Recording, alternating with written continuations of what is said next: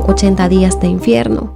La pequeña Sabine Darden sobrevivió al secuestro y encarcelamiento en el sótano de un asesino en serie en 1996, cuando tan solo tenía 12 años de edad. Hola a todos y bienvenidos una vez más a nuestro canal. El día de hoy les compartiré una nueva historia, un nuevo caso, pero antes de comenzar con los detalles, los invito a suscribirse y activar la campana de notificación. De esa manera no se van a perder de nada y YouTube les estará notificando cada vez que yo suba un nuevo video. Ahora sí, sin más que agregar, comencemos rápidamente con los detalles de esta nueva historia. El 28 de mayo de 1996, Guy y Yvette acudieron a una comisaría de la ciudad, en Bélgica, para denunciar la desaparición de su hija de 12 años de nombre Sabine Darden. Sabine nació el 28 de octubre de 1983 y según sus padres, el día de su desaparición, ella había salido a la escuela en bicicleta como hacía todos los días. Sin embargo, ella no regresó a casa luego de la escuela, por lo que empezaron a preocuparse. Cuando los padres hablaron con las autoridades escolares, descubrieron que Sabine no había asistido a clases, lo cual no era usual en ella, ya que era una chica muy responsable. La policía comenzó a investigar la desaparición de Sabine de forma inmediata, sobre todo porque se trataba de una menor de edad. Sin embargo, no descartaron la hipótesis de que ella se hubiese ido por su cuenta, aunque no había indicios de esto, ya que solo se había llevado sus libros de la escuela. La desaparición de Sabine fue un motivo de preocupación para todos, ya que desde 1995 habían desaparecido 4 chicas en extrañas circunstancias. Las autoridades buscaron a Sabine y pegaron carteles con sus fotos para así obtener cualquier información. Pero lamentablemente todas las pistas que intentaban seguir sobre el caso de Sabine no llegaban a nada y su familia estaba cada vez más preocupada de que la niña pudiera correr con la misma suerte de las otras chicas, quienes lamentablemente no habían sido encontradas. Para el 9 de agosto de 1996, una adolescente de 14 años llamada Letitia fue a una piscina pública como varios de sus amigos, y una vez que terminaron de disfrutar su día de piscina, las chicas salieron del establecimiento y se despidieron en la puerta, y cada una se fue a su casa. Todas las jovencitas llegaron a sus hogares, pero menos Letitia. Sus padres estaban sumamente preocupados y ese día pusieron la denuncia por desaparición ante la policía. En menos de 3 meses ya habían 2 chicas desaparecidas en la misma área, con la cual la policía tenía la obligación de investigar a profundidad lo que estaba sucediendo. A partir de allí comenzaron a entrevistar a varias personas que estaban cerca de la piscina pública y recibieron testimonios de gente que habían visto una furgoneta blanca muy sospechosa merodeando la zona. Incluso algunos llegaron a recordar parte de la matrícula del auto. Con esta información, la policía revisó su base de datos e indagó sobre quién podía ser el dueño de esta camioneta, y debido a esto llegaron a un dato bastante interesante que podía estar relacionada con las desapariciones. La furgoneta blanca pertenecía a Mark Dutroux, un hombre de 39 años que tenía antecedentes penales por secuestro y violación de niñas. Pero antes de continuar con los detalles de la investigación del caso, voy a hablarles un poco sobre la vida de Mark. Su nombre completo es Mark Paul Alan Dutroux, nacido el 6 de noviembre de 1956 en Bruselas. Sus padres eran Victor y Janine, quienes se separaron en 1971 cuando él tenía tan solo 15 años. Según Mark, su infancia estuvo llena de abusos físicos por parte de su padre, lo que lo llevó a huir de casa cuando tenía 16 años y sobrevivió trabajando en el ámbito sexual. En 1975, cuando tenía 19 años, se casó y posteriormente tuvo 2 hijos. Luego, en 1983, se divorció de su primera esposa, a quien le había sido infiel con diferentes mujeres. Luego del divorcio de Mark con su primera esposa, él inició una nueva relación con una de sus amantes llamada Michelle Martin, con quien tuvo 3 hijos.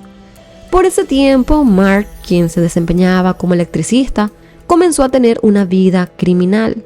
Tenía antecedentes por negocios ilícitos de autos robados hacia Hungría, agresiones e incluso tráfico de drogas, y su escalada criminal era cada vez más alta.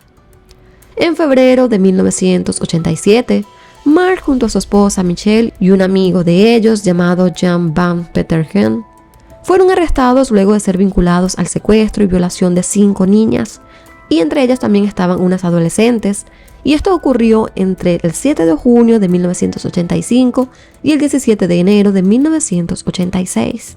Durante los secuestros, las víctimas eran violadas y grabadas mientras todo esto sucedía. La policía llegó a Mark luego de que las víctimas identificaran a su cómplice Jan van y este lo vinculara a él.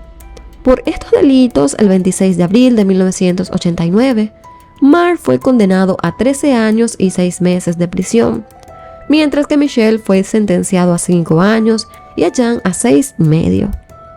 Debido a su récord criminal, Mark obtuvo la condena más alta, pero todos estaban acusados de los mismos cargos.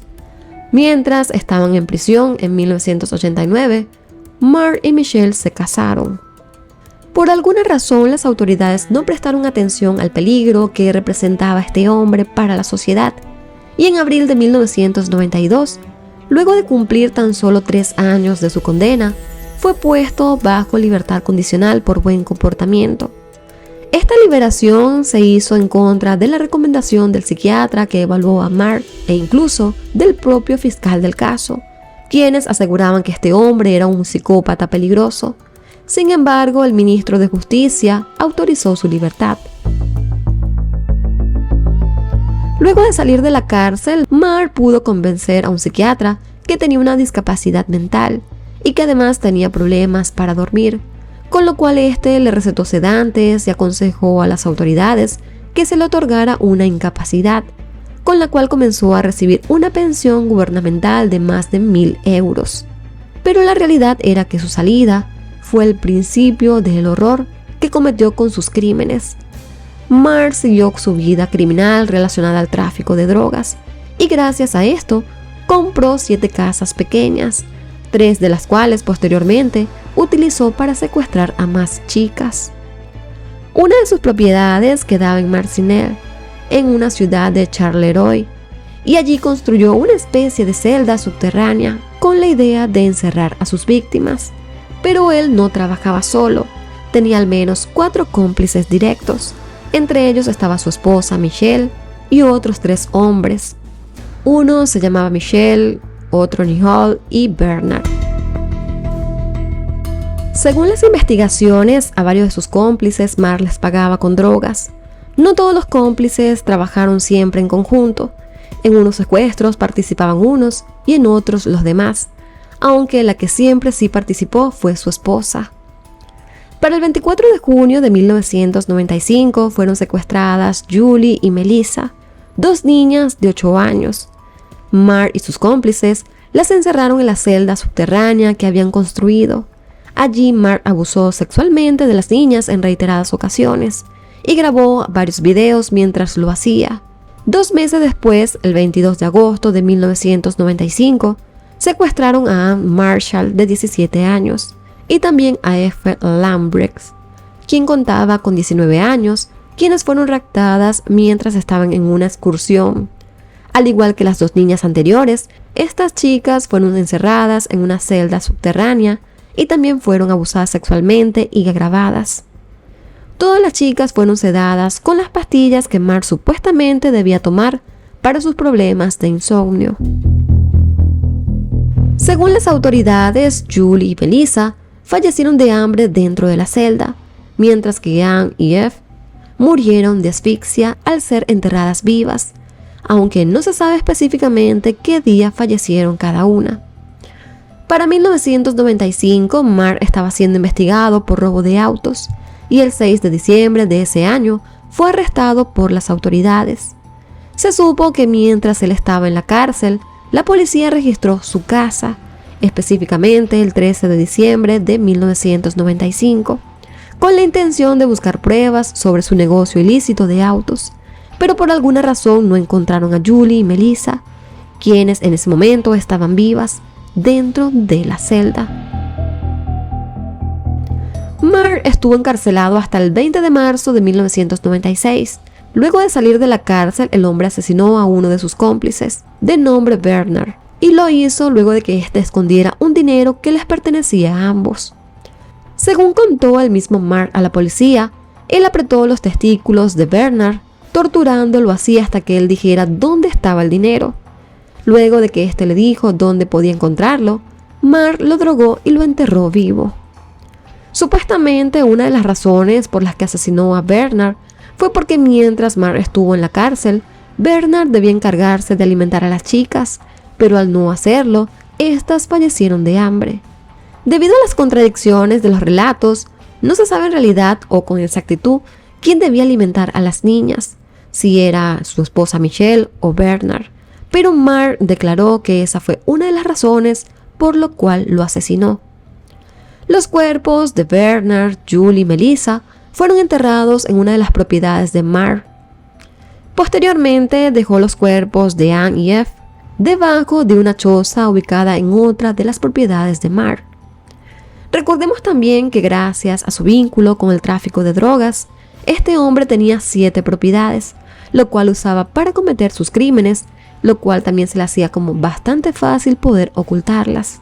Luego de los asesinatos de las 4 chicas, Mark pensó que debía secuestrar a una niña para seguir cometiendo estos crímenes tan atroces. Ahí fue cuando decidió secuestrar a Sabine Darden el 28 de mayo de 1996. Sabine fue secuestrada por Mark y otro cómplice, mientras ella iba en bicicleta a su escuela y la metieron en una furgoneta blanca. Durante su cautiverio, al igual que las otras chicas, Sabine fue torturada y abusada por Mark, pero Sabine tuvo la capacidad de defenderse en ciertas situaciones.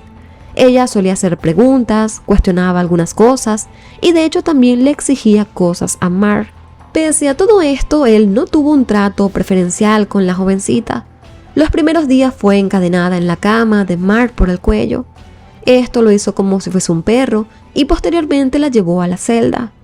Mark le daba de comer a Sabine latas de albóndigas y pan mohoso. También le hizo creer que él tenía unos jefes malvados que querían hacerle daño a ella y que lo obligaban a abusarla, y que ella debía colaborar ya que él estaba salvándola de personas que podrían hacerle algo peor o incluso matarla. Este hombre le dijo a Sabine que sus jefes le estaban pidiendo dinero a sus padres para poder liberarla, pero sus padres se negaban a pagar, cosa que tampoco era cierta. La familia nunca había recibido ningún pedido de rescate. En otra ocasión, Mark la manipuló psicológicamente para hacerle creer que sus padres sabían sobre su paradero, pero que habían decidido abandonarla, y le hizo creer que ellos eran malas personas por hacerlo. De hecho, Sabine le pidió si podía escribirle unas cartas a sus papás para preguntarles cómo iba su vida.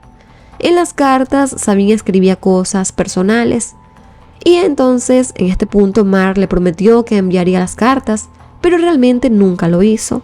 Más bien utilizó la información que la niña puso en las cartas para manipularla aún más. Luego de varias semanas, inocentemente Sabine le dijo a Mark que quería que sus amigos la visitaran.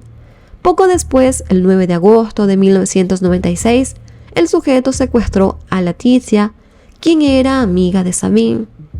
Después de secuestrar a esta niña, Mark le dijo a Sabine que eso lo había hecho por ella. Leticia sufrió lo mismo que Sabine y las otras chicas. Y una semana después de la desaparición de su amiga, fue cuando la policía ubicó la furgoneta sospechosa que dieron con los testigos e identificaron a Mark Dutroux. El 13 de agosto de 1996, Mark, su esposa Michelle y su cómplice fueron finalmente arrestados, pero pese a que la policía registró nuevamente las propiedades de este hombre, no encontraron a las jovencitas. 2 días después, el 15 de agosto, todos decidieron confesar dónde estaba Sabine y Leticia, y ese día fueron encontradas con vida en la celda subterránea. Para ese momento, Sabine tenía 80 días en cautiverio, mientras que su amiga tenía 6 días. Dentro de la casa de Mark, encontraron una gran cantidad de videos con contenido sexual infantil y también de él con Michelle. También encontraron las cartas que supuestamente enviaría la familia de Sabine. Asimismo, se halló un calendario que usaba Sabine para marcar los días que iban pasando y lo que iba sucediendo lo marcaba con diferentes símbolos. Uno de los datos más perturbadores era que Sabine marcaba con una estrella los días que Mark abusaba sexualmente de ella, y lamentablemente este calendario tenía muchas de esas estrellas. La policía supo que en muchas ocasiones Michelle lo ayudaba a grabar los videos mientras él abusaba de las niñas y jamás intentó detenerlo. Ella se excusó ante todo esto, diciendo que le tenía miedo a su esposo. Ya para el 17 de agosto, Mark le dijo a la policía dónde estaban enterrados los demás cuerpos de sus otras víctimas. Incluso confesó dónde estaba el cuerpo de su cómplice Bernard. Pero él no admitió los asesinatos de las 4 chicas. Solo admitió haber secuestrado a Leticia y Sabine y haber asesinado a Bernard por ser un traidor. En abril de 1998, Mark fue trasladado a un tribunal sin ser esposado. En ese momento, él agredió a uno de los guardias de seguridad, le quitó su arma y escapó. Pocas horas después fue arrestado nuevamente, pero ese fallo de la policía causó mucho revuelo mediático en la comunidad.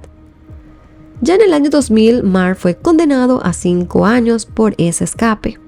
Cuando se dieron a conocer todos los terribles crímenes que cometieron Mark Dutroux y sus cómplices, se desató una ola de indignación en todo el país, ya que él aseguraba que pertenecía a una red de pedófilos y que tenía jefes relacionados a la política y a la alta sociedad de Bélgica.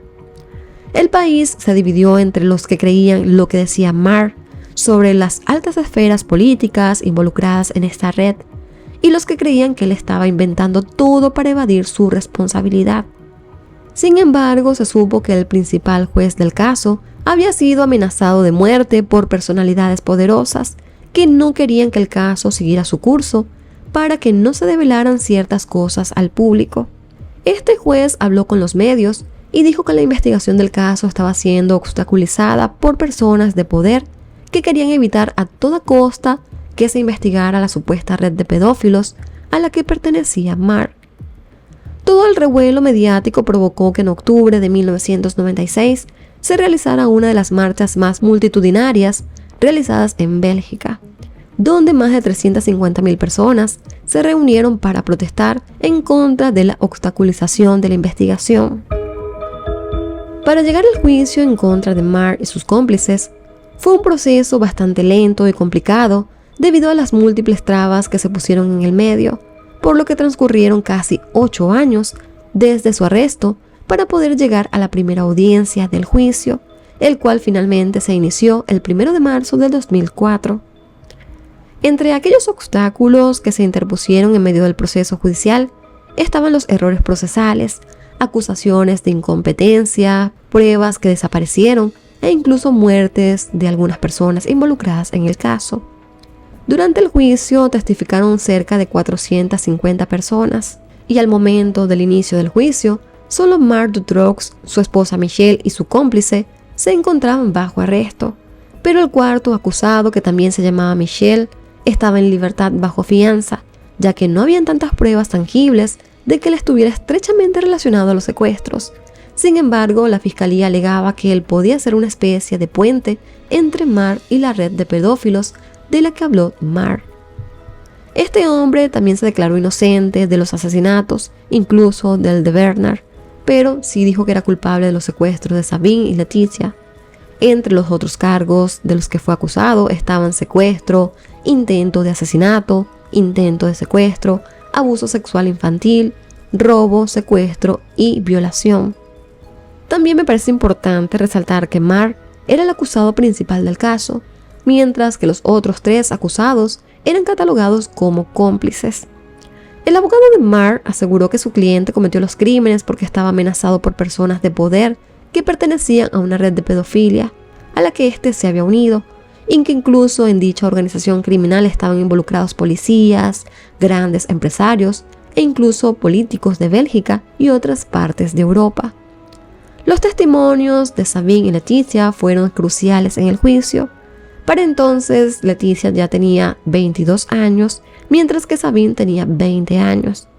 Habían tenido que lidiar con toda esta situación en su adolescencia, pero en el momento de declarar, se mostraron muy fuertes y valientes. En sus declaraciones, ellas detallaron todo lo que se relató anteriormente. todas esas aberraciones que les hicieron Mark y sus cómplices. En un momento bastante emotivo, Sabine se dirigió a Mark y le preguntó directamente: ¿por qué no me mataste? En su declaración, Mark acusó a su esposa por el secuestro y la muerte de Julie y Melissa. Aseguró que simplemente un día llegó a la casa y las niñas estaban allí. Él quería que se fueran, pero Michelle lo convenció de quedárselas. Aunque las autoridades estaban seguras de que esta versión no era verdad, Michelle admitió que las niñas sí habían muerto de hambre por su culpa, ya que ella no les dio de comida durante los meses en que Mark estuvo preso. Ya para el 14 de junio del año 2004, luego de 3 meses de audiencias, el juicio concluyó con los alegatos y 3 días después, el jurado volvió con un veredicto de culpabilidad hacia 3 de los 4 acusados. El jurado se abstuvo de declarar un veredicto sobre Michelle Nihoul, ya que no estaba claro si realmente él tenía alguna responsabilidad en los hechos. Sin embargo, posteriormente volvieron a deliberar sobre este hombre y llegaron a la conclusión de que debía ser absuelto de los cargos, excepto el cargo de tráfico de drogas, por el cual fue sentenciado a 5 años de prisión. Para el 22 de junio, el tribunal sentenció a Mark Dutroux a cadena perpetua, la cual en Bélgica realmente es de 30 años. Por otra parte, Michelle Martin fue condenada a 30 años de cárcel, y el otro Michel, que casualmente también lleva el mismo nombre, fue sentenciado a 25 años. Como una manera de darle una conclusión a estos hechos tan traumáticos para su vida, Sabine Dardenne decidió escribir un libro llamado Yo tenía 12 años, tomé mi bici y me fui a la escuela, el cual ha sido distribuido en más de 30 países y traducido a 14 idiomas, convirtiéndose en un éxito de ventas. Pese a haber recibido una condena de 30 años, Michelle Martin fue liberada parcialmente en el año 2012, y digo parcialmente porque salió de la cárcel, pero en cambio fue llevada a un convento en el que fue recluida. Debido a que la pena máxima en Bélgica realmente es de 30 años, la ley permite que cuando el condenado cumpla 2/3 de su sentencia, puede ser elegible para obtener la libertad condicional si cumple con todos los requisitos. Desde el año 2018, la defensa de Mark ha comenzado el proceso para que él pueda ser elegible para la libertad condicional, por lo que ese año Mark escribió una carta abierta a los familiares de sus víctimas, ofreciendo disculpas y diciendo que estaba dispuesto a responder sus dudas con respecto a los crímenes. Esta carta en sí causó gran indignación entre los ciudadanos y los familiares de las víctimas, ya que pensaban que eso era una burla para todos ellos. Evidentemente, todo fue con la intención de que las autoridades tomaran esto en cuenta a la hora de evaluar su libertad condicional. Actualmente, Mark tiene 65 años y ha cumplido 25 años en prisión, por lo que es probable que en los próximos 5 años este pueda salir en libertad nuevamente. Y bueno amigos, en pantalla van a estar apareciendo mis redes sociales por si desean seguirme, estar en un mayor contacto conmigo. Me pueden conseguir en Instagram como @ElisbethM, esa es mi cuenta personal. Y otra cuenta que tengo es @unascrónicas, donde subo también muchos casos de manera breves en mi cuenta de Instagram. Y también los invito nuevamente a suscribirse, a activar la campana de notificación. De esa manera YouTube les avisará cada vez que yo suba un nuevo video y no se van a perder de nada. También me pueden ayudar dejando un comentario, un me gusta al trabajo realizado y compartiendo este video con cada uno de sus amigos. Ahora sí, yo me despido y nos vemos hasta un próximo video. Bye bye.